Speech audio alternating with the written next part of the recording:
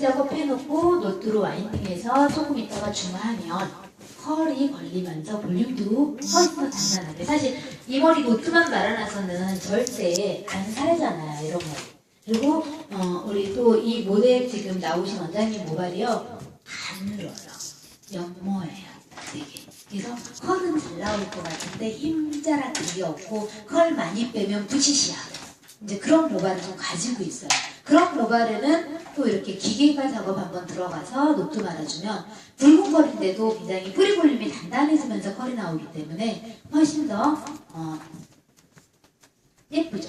근데 지금 여기서부터 말아갖고 이거를 살리는 것보다 차라리 여기를 받쳐서 올려줘 버리면 이건 그냥 받침대가 되니까요. 그래서 제가 이거는 여기는 파마 안 왔거든. 만약에 커트를 딱 해줬는데 다른 데서 하고 왔는데 커트 여기 이쁘게 뺐어요. 근데 여기가 너무 마음에 안 드는 거예요. 저기 여기만 좀 어떻게 수정하고 가면 수정 펌을 하면 너무너무 펌을 훨씬 더 오래가게 할 수 있고 좀 더 손질이 쉽겠다. 돌아가셔가지고 이거 굉장히 손질이 쉬울 것 같아요. 이렇게 권할 수도 있잖아요. 전체 펌만 다 하는 법이 있습니까? 외려 포인트 펌은 내가 포인트 펌을 많이 만들어내면 많이 만들수록 무엇이 빠르냐? 회전율이 빨라집니다. 회전율이. 그리고 얇고 가늘고 되게 약한 머리들 이제는 조금 더 G펌 쪽으로 많이 가셔야 돼요. 그래야 연합펌보다는 훨씬 더 모발이 좀 더 탱글탱글해지고 통통해지는 그런 개념으로 오는 거예요. 저는 사실 아이론펌이 되게 많아요. 그래서 그런 분들을 어떻게 하면 연합펌 쪽이고 G펌 좀 해보고 싶어요. 저는 되게. 근데 아이롱에 매료된 분들은 또 노트펌을 잘 안 하시잖아요. 그런 것 때문에 못하는 상황이. 그래서 이렇게 디자인 섹션을 요 라인 살 거고, 여기 이거는 지금 직펌제예요. 원장님, 왜냐면 나는 열기구를 쓰지 않고 그냥 기계로 볼륨 살리고 바로 와인딩을 할 거기 때문에 직펌제고요.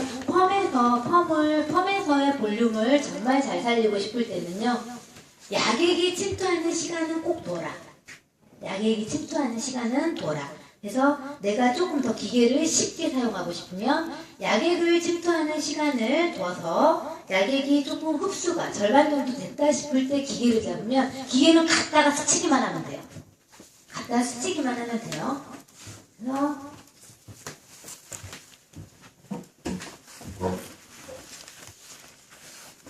이때 만약에 이분이 노트는 안 말고 볼륨만 살릴 거야 했다면 이렇게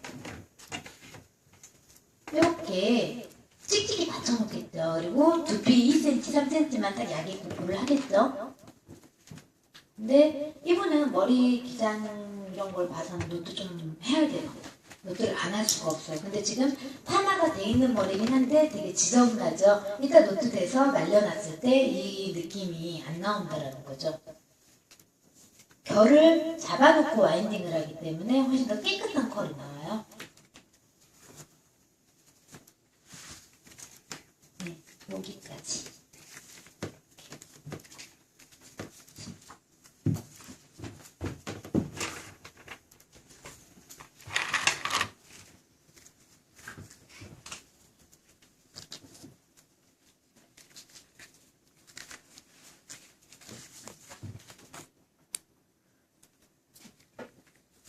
이분은 노트까지 다 말 거니까 전체 다 도포하셔도 돼요.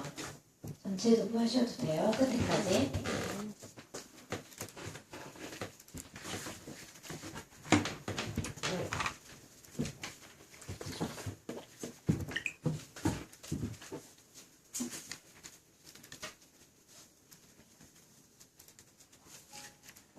선생님 삐삐 한번 할게요. 꼼수 한번 해주세요.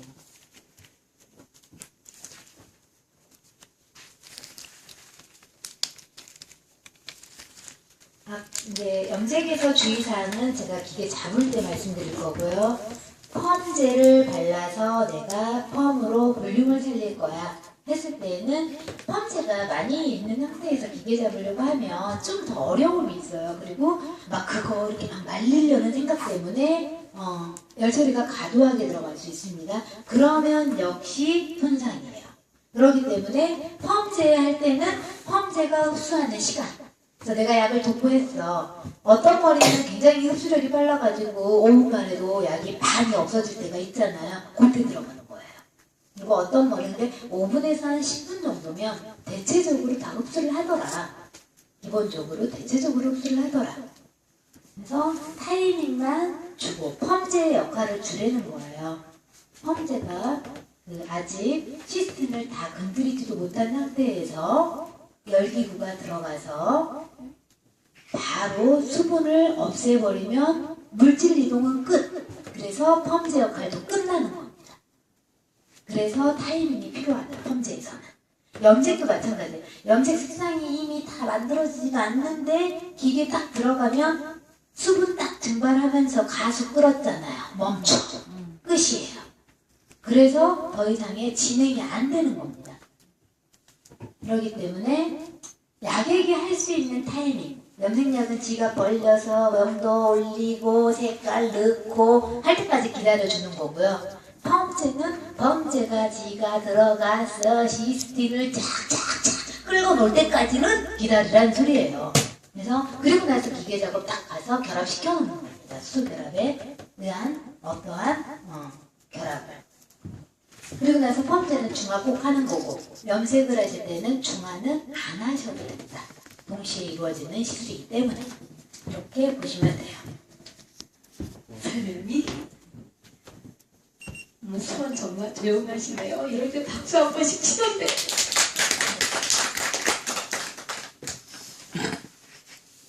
근데요 선생님. 네네.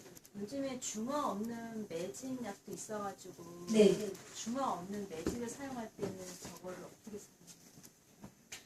그 중화 없는 매직은 아니고 아마 샴푸를 중화실에서 할 거예요. 하고 나와서 매직 피죠. 중화 없는 매직이 있어요. 있다고는 하더라고요. 전 제가 그 약을 안 써봐가지고. 중화 없는 매직을 할 때는. 네. 중화 없는 매직 원장님 어떻게 하세요? 중화 없는 매직은 그냥 이제 크리닉 이제 손상물 이런 거 따라서 이제 크리닝을 하고 나서 중화 없는 약을 이제 발라요. 바르고 나서 탱오버 건식에서 이렇게 당기고 그게 끝이 뭐예요? 그럼 연화 다 끝나고 헹구고 나와서 바짝 말려가지고 수분 매직기로 피고 끝 보내세요. 네, 되는 거예요.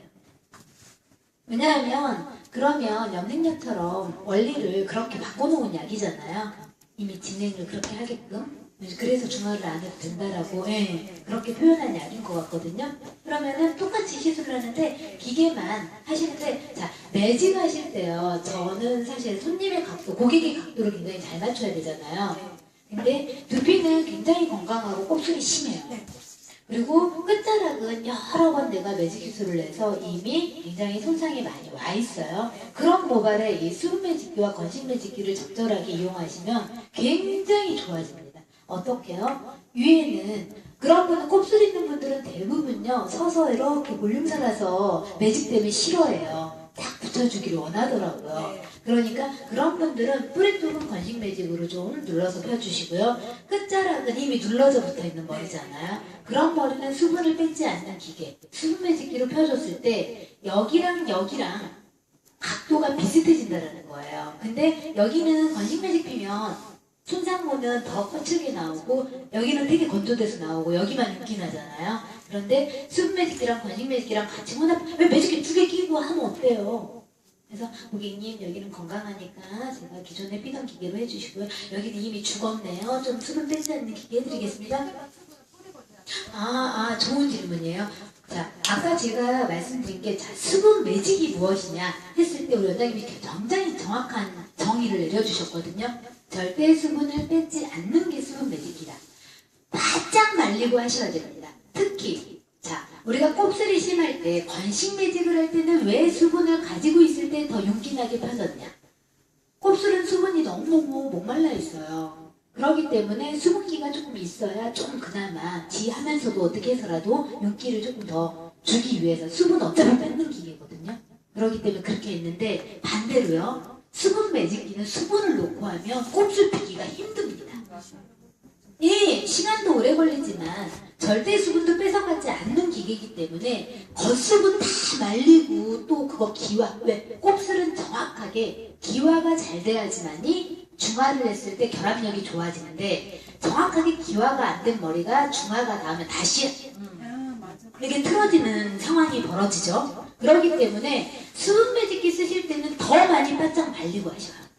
그런데 자, 손상이 돼서 굉장히 그 상에 있는 머리들이요. 연화를 하게 되면 바짝 말렸어도 안에 있는 수분은 20% 이상이 있습니다. 왜요? 엄청 패는 데가 막 늘어져 있으니까요. 건강보호보다 훨씬 더 연화했을 때 손상보가 수분이 많아. 그래서 우리가 건식 매직기를 쓰게 됐을 때 바짝 말렸다고 했는데 피부를 기다려. 왜 그럴까요? 수분이 그만큼 많이 있으니까요. 그래서 손상모들 살짝 말리고 나서 수분 매직기로 딱 대서 펴보세요. 그럼 윤기 쫙 나서 나옵니다. 그래서 자, 건식 매직기는 우리가 또 손상이 될까봐 온도를 굉장히 낮게 썼었어요. 수분을 남기고 하면 수분 매직기는 힘들어요. 매직 피실 때 저희는 처음에 이제 어떤 교육에 의해서 뭐 수분 놔두고 펴야 좋다 뭐 어쩌다 논란이 있었지만 제가 수분 매직기를 파악하면서 느낀 건데 저도 수분 있을 때도 펴보고 말리고도 펴보고 다 해봤어요. 수분 있을 때 피니까 뒤지게 힘만 들더라고요. 펴지지도 않고. 그리고 외려 모발도 상할 수가 있고. 왜? 외부의 수분을 다 없애려면 그 수분 다 말릴 때까지 열을 줘야 되거든요. 그러면 외려 열이 훨씬 더 가중이 되더라는 거예요. 차라리 곱슬 같은 경우는 고열에서 기화가 확 이루어졌을 때 곱슬이 잘 펴집니다. 그런데 그 열펌의 원리를 또 성립을 시키려니까 굉장히 안 맞는 것 같더라고요. 그래서 제가 그 원리를 찾은 뒤로는 바짝 말리고 핍니다. 그러니까 오면 잘 나오더라고요. 찰랑찰랑하니. 그래서 수분 매직은 말 그대로 수분이 있을 때 피는 게 매직이 아니다. 그냥 우리 모발의 절대 수분을 뺏지 않는 게 수분 매직이다.